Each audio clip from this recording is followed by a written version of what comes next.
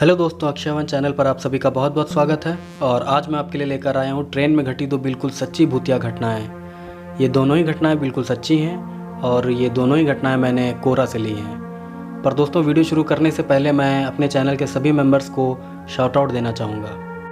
तो robin M, Partha, श्रुति Gupta, Bruce Wayne, आशीष थापा, विशेष रोहिला, सागर वैनगांकर, खगेश चौधरी, रणदीप मोर, निशांत, खौफनाक कहानियाँ, अभिसार शुक्ला, ध्वनि पटेल और अमैन गेमर, आप सभी का बहुत बहुत धन्यवाद मेरे चैनल की मेंबरशिप लेने के लिए। और मैं जल्दी एक ऐसा वीडियो डालूंगा जो सिर्फ मेंबर्स ओनली होगा, क्योंकि वो बहुत ही पर्सनल एक्सपीरियंस पर बेस्ड होगा और बिल्कुल रियल होगा। वो मेरा खुद का एक्सपीरियंस है। तो अब आते हैं आज के वीडियो पे। आज जो पहली स्टोरी मैं आपको सुनाने जा रहा हूँ वो सौरव दत्ता जी ने बताई है। तो आगे की स्टोरी मैं आपको उन्हीं के नज़रिए से बताऊंगा। मेरा नाम सौरव दत्ता है और आज मैं आपको अपने साथ हुआ एक बिल्कुल रियल पैरानॉर्मल इंसिडेंट बताने जा रहा हूं। दरअसल साल 2015 तक मेरे साथ कई पैरानॉर्मल घटनाएं हुई थी। इसके बाद ही मैंने रोज़ाना हनुमान चालीसा का पाठ करना शुरू कर दिया, जिसके बाद से मेरे साथ पैरानॉर्मल घटनाएँ होना बंद हो गई। तो अब मैं आपको बताता हूँ मेरे साथ हुई एक बहुत ही भयानक घटना। यह घटना मेरे साथ साल 2012 में ट्रेन में सफ़र के दौरान हुई थी। दरअसल साल 2012 में एक बार मैं अपने मम्मी पापा के साथ कोलकाता से न्यू दिल्ली जा रहा था। हमने राजधानी एक्सप्रेस में सेकंड क्लास एसी का टिकट लिया था। हम सभी रात के 8 बजे ट्रेन पर बैठ गए। फिर रात के 10 बजे कोच अटेंडेंट ने हमें खाना ला कर दिया। कोच अटेंडेंट उन्हें कहते हैं जो ट्रेन के एयर कंडीशन डिब्बों में खाना और नाश्ता वगैरह ला कर देते हैं। तो रात का खाना खाने के बाद हम सभी अपनी अपनी बर्थ पर सो गए। फिर कुछ देर बाद अचानक से ट्रेन की स्पीड कम होने लगी, जिस वजह से मेरी नींद खुल गई। नींद से जागने के बाद मैंने देखा कि ट्रेन गया स्टेशन पर आकर रुक गई थी। फिर मैंने घड़ी में टाइम देखा तो उस समय रात के 2 बज रहे थे। मैंने सोचा कि दोबारा सोने से पहले मैं टॉयलेट कर लूँ। यही सोचकर मैं टॉयलेट करने चला गया। जब मैं टॉयलेट करने के लिए उठा तब मैंने गौर किया कि सभी लोग अपनी अपनी बर्थ पर बिल्कुल गहरी नींद में सोए हुए थे। फिर जब मैं टॉयलेट की तरफ जाने लगा तभी मैंने देखा कि हमारे ट्रेन के डिब्बे का प्लेटफॉर्म के दूसरी साइड वाला दरवाज़ा खुला हुआ था। यह दरवाज़ा उस तरफ खुला था जिस तरफ ट्रेन की पटरियां बिछी होती हैं। मैंने देखा कि कोच अटेंडेंट भी लाल कंबल ओढ़कर सो रहा है। इसलिए मैंने सोचा कि मैं इनकी नींद नहीं ख़राब करूंगा और जैसे ही ट्रेन चलने लगेगी मैं खुद कंपार्टमेंट का दरवाज़ा बंद कर दूंगा। यही सोचकर मैं कंपार्टमेंट के दरवाजे के पास जाकर खड़ा हो गया। फिर थोड़ी देर बाद ही ट्रेन भी चलने लगी। ट्रेन के चलना शुरू होते ही मैं भी दरवाज़ा बंद करने लगा, लेकिन मैं दरवाज़ा बंद करता उससे पहले ही मैंने देखा कि एक 5-6 साल का बच्चा हमारी ट्रेन की बगल वाली पटरियों पर ट्रेन के साथ साथ दौड़ रहा है। ये देखते ही मैंने उस बच्चे को आवाज़ लगाई। मैंने कहा, हे बच्चे, पटरियों से दूर हट जा वरना तेरे ऊपर ट्रेन चढ़ जाएगी। उस बच्चे ने मेरी बात का कोई जवाब नहीं दिया। मैं फिर दरवाजे पर लटकते हुए उस बच्चे पर चिल्लाया, दूर हो जा पटरियों से वरना मारा जाएगा। उस बच्चे ने फिर से मेरी बात का कोई जवाब नहीं दिया। इसके थोड़ी देर बाद ही ट्रेन भी काफ़ी स्पीड से भागने लगी, लेकिन हैरानी की बात थी कि वो बच्चा अभी भी ट्रेन के साथ साथ दौड़ रहा था। वो बच्चा बहुत स्पीड से दौड़ रहा था। इस तरह से कोई भी इंसान कभी भी दौड़ ही नहीं सकता। मैं ये सब देखकर बहुत डर गया था, लेकिन मैं अभी भी ट्रेन का दरवाज़ा खोलकर उस बच्चे को ही देख रहा था। फिर थोड़ी देर बाद ही हमारी ट्रेन बिल्कुल अंधेरी जगह से गुजरने लगी। तभी मुझे वो बच्चा भी दिखना बंद हो गया। इसके बाद अचानक से मुझे ऐसा लगा जैसे किसी ने मुझे पीछे से धक्का दिया हो। मैं चलती ट्रेन से बाहर गिरने ही वाला था कि तभी किसी अनजान शक्ति ने मुझे ट्रेन के बाहर से धक्का देकर चलती ट्रेन से गिरने से बचा लिया। फिर मैंने तुरंत ही अपने पीछे पलट कर देखा, लेकिन पीछे कोई भी नहीं था। इसके बाद मैंने जल्दी से ट्रेन का दरवाज़ा बंद किया और अपनी बर्थ की तरफ जाने लगा। पर तभी मैंने देखा कि जो कोच अटेंडेंट लाल कंबल ओढ़कर सो रहा था अब वो अपनी जगह से गायब था। ये देखकर मैं बहुत डर गया। फिर मैं अपनी बर्थ पर जाकर लेट गया। उस रात बड़ी मुश्किल से मुझे नींद आई थी। फिर अगली सुबह जब मैंने ये बात उस कंपार्टमेंट के कोच अटेंडेंट को बताई तो वो बिल्कुल हैरान रह गया। उसने कहा कि वो तो बगल वाले कोच में सो रहा था और वो भी काला कंबल ओढ़कर, ना कि लाल। फिर उसने मुझसे कहा कि शायद तुम्हारा सामना पुराने कोच अटेंडेंट से हुआ था जो कि पहले यहीं पर ड्यूटी देता था। उस कोच अटेंडेंट की 3 महीने पहले ही ड्यूटी करते हुए ही हार्ट अटैक से मौत हो गई थी। ये सब सुनकर मैं बहुत हैरान रह गया था। मैं सोच रहा था कि अगर मुझे पीछे से धक्का उस कोच अटेंडेंट की आत्मा ने दिया था तो मुझे बचाया किसने था? उस बच्चे की आत्मा ने। इस भयानक घटना के 15 दिन बाद तक मैं रात को सही से सो नहीं पाया, क्योंकि हर रात को मुझे लाल कंबल ओढ़े एक आदमी दिखाई देता था जो मुझे मारने की कोशिश करता था। लेकिन धीरे धीरे बाद में सब ठीक हो गया।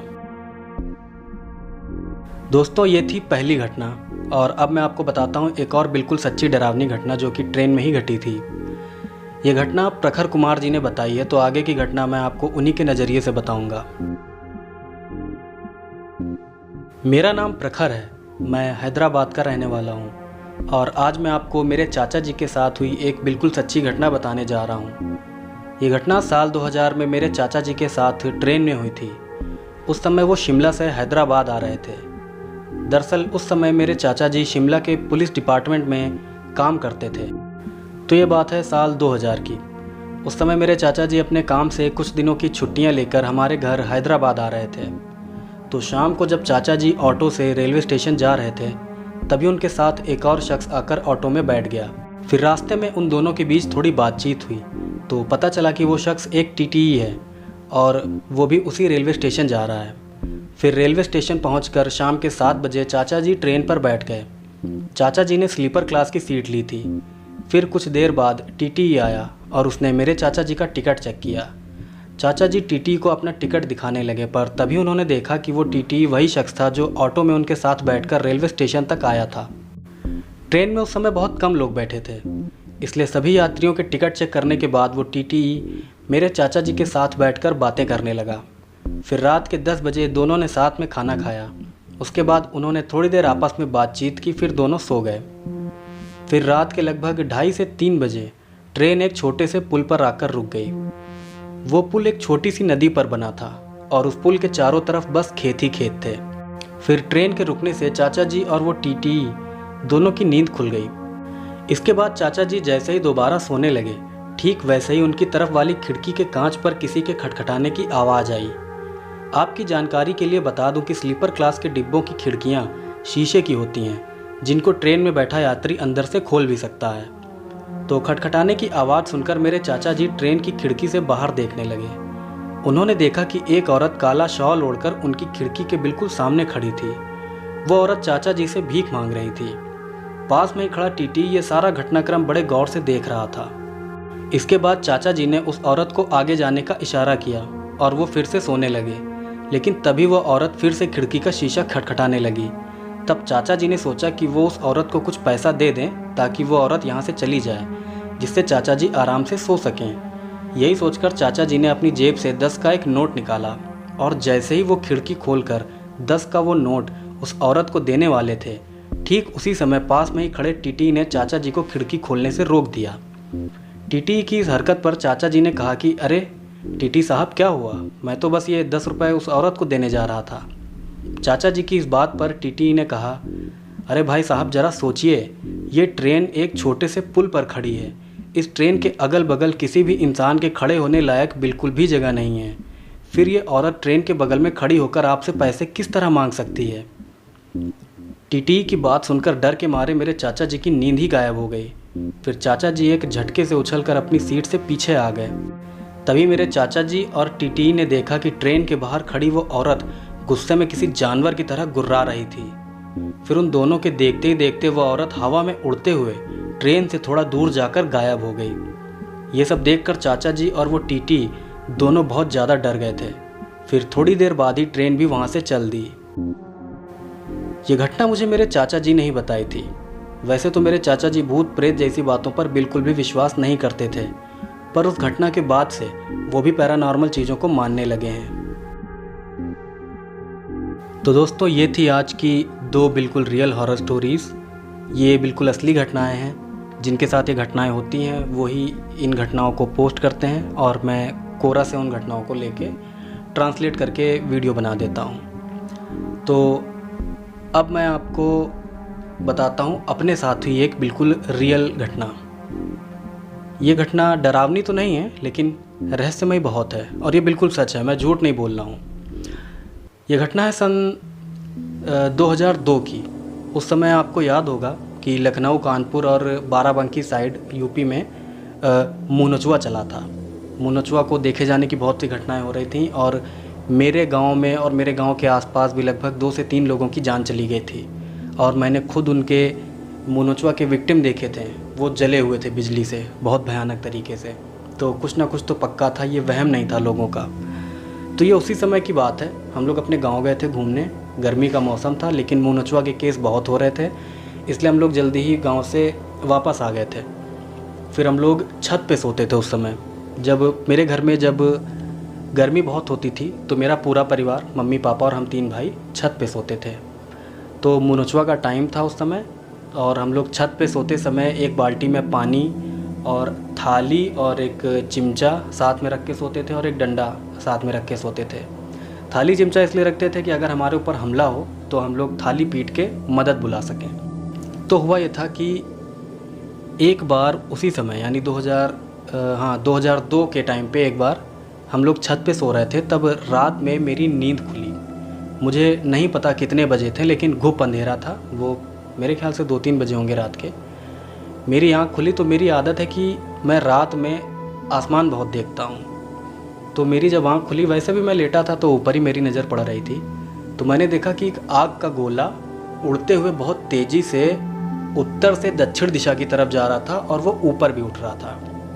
वो देखकर मैं डर गया। मुझे लगा कि कहीं ये मुँह नचुआ तो नहीं है। तो मेरे बगल में मेरा बड़ा भाई लेटा था। मैंने उसको जगाया कि अंशु उठो, देखो ये क्या जा रहा है। तो मेरा बड़ा भाई आलसी है, वो जल्दी उठता नहीं है। तो मैंने जब उसे उठाया तो वो उठा, लेकिन जब वो उठा और देखने लगा आसमान की तरफ, तब तक वो आग का गोला नीचे गिर गया। मैंने उसे नीचे गिरते हुए भी देखा था। फिर मेरे भाई ने कहा कि क्या है, कुछ तो नहीं है, मुझे क्यों जगा रहे हो। फिर से मेरा भाई सो गया। फिर मैंने देखा आसमान में कि वो आग का गोला फिर से नीचे से उठा और फिर से वो उड़ता हुआ ऊपर की तरफ जाने लगा। मैंने फिर अपने भाई को जगाया कि अंशु उठो, देखो वो आग का गोला फिर से जा रहा है, ये मुँह नचुआ तो नहीं है। तो मेरा भाई उठा और जैसे ही वो देखने लगा, वो आग का गोला फिर से नीचे गिर गया। और इसके बाद मेरा भाई मुझ पर भड़क गया। वो कह रहा कि उसने कहा कि अगर अब तुमने मुझे जगाया तो मैं तुम्हें छत से नीचे फेंक दूंगा। तो मैंने कहा ठीक है। फिर वो सो गया। इसके बाद वो आग का गोला दोबारा ऊपर उठा ही नहीं। वो सिर्फ एक बार गिरा, एक बार उठा और उसके बाद दोबारा जब वो गिरा तब वो उठा ही नहीं, वो नीचे ही रह गया। तो मुझे समझ में नहीं आया कि ये था क्या। मुझे लगा शायद मुँह नचुआ होगा, कहीं चला गया होगा। तो मैं भी उस रात सो गया। फिर अगले दिन मैंने ये बात अपने यहाँ दादी को बताई। मेरे घर में हम उन्हें दादी कहते थे। एक मेरे घर में रेंट पे रहती थी, किराए पे रहती थी मेरी एक दादी थी, उनको दादी दादी कहते थे। वो जादू टोना करती थी, मतलब वो भूत प्रेत वगैरह उतारती थी। अब उनकी डेथ हो चुकी है। तो मैंने अपनी मम्मी को, पापा को ये बात बताई और दादी भी साथ में बैठी थी, तो मैंने उनको भी ये बात बताई कि मैंने आग का गोला देखा था जो ऊपर जा रहा था। तो मेरी दादी ने मुझे बहुत डांटा। उन्होंने मुझसे कहा कि वो जीव था जिसे तुमने टोका और इस वजह से वो नीचे गिर गया। मैंने कहा जीव क्या होता है। तो उन्होंने कहा कि वो प्राण थे, किसी बहुत ही संत टाइप के या किसी महान आत्मा के प्राण थे जो मुक्त हो रहे थे, जो जा रहे थे यहाँ से। और उसको देख के कभी भी टोकना नहीं चाहिए, बल्कि आंख बंद करके प्रार्थना कर लेनी चाहिए या कुछ मांग लेना चाहिए, तो वो मांग पूरी हो सकती है। लेकिन कभी उसे टोकना नहीं चाहिए, इससे वो नीचे गिर जाते हैं, वो मुक्त नहीं हो पाते, उनकी मुक्ति जो है वो रुक जाती है। तो उन्होंने मुझसे कहा कि तुमने टोका था। मैंने कहा हाँ, 2 बार टोका मैंने, और वो दोबारा नीचे गिरा तो ऊपर उठा ही नहीं। तो उन्होंने कहा कि ये गलत हुआ, ऐसा नहीं करना चाहिए था तुम्हें। तो ये घटना भी मेरे साथ सिर्फ एक बार हुई थी। और मैं आपको बता दूं कि ये कोई यूएफओ नहीं था, क्योंकि यूएफओ भी मैंने देखे हैं। वो एक ही जगह रहते हैं, फिर वो गायब हो जाते हैं। फिर उनको चाहे तुम जितना टोको, चाहे जितना गरियाओ, वो अपनी ही जगह रहेंगे, वो चले जाएंगे, उन्हें फ़र्क नहीं पड़ता। लेकिन मैंने जो आग का गोला देखा था, वो बड़ा सा आग का गोला था और वो उत्तर से दक्षिण दिशा की तरफ जा रहा था बहुत तेज़ी से, और ऊपर भी उठ रहा था। और मेरे बोलने पे, मेरे भाई को जगाने पे वो नीचे गिर गया था। तो ये घटना थी, ये बिल्कुल रियल घटना है। मैं झूठ नहीं बोल रहा हूँ, मैं कुछ भी बना के नहीं बता रहा हूँ। मेरे साथ और भी कई ऐसे इंसिडेंट हुए हैं, वो भी मैं आपको आगे ज़रूर बताऊँगा। तो मिलते हैं आपसे अगले वीडियो में। और अब की बार मैं लेट नहीं होऊंगा, अब की बार तो मैं एक ही दिन लेट हुआ हूँ, संडे को वीडियो डालना था, मंडे को डाल रहा हूँ। बाकी नेक्स्ट टाइम से मैं लेट नहीं होऊंगा। तो मिलते हैं आपसे अगले वीडियो में, तब तक के लिए जय श्री कृष्ण।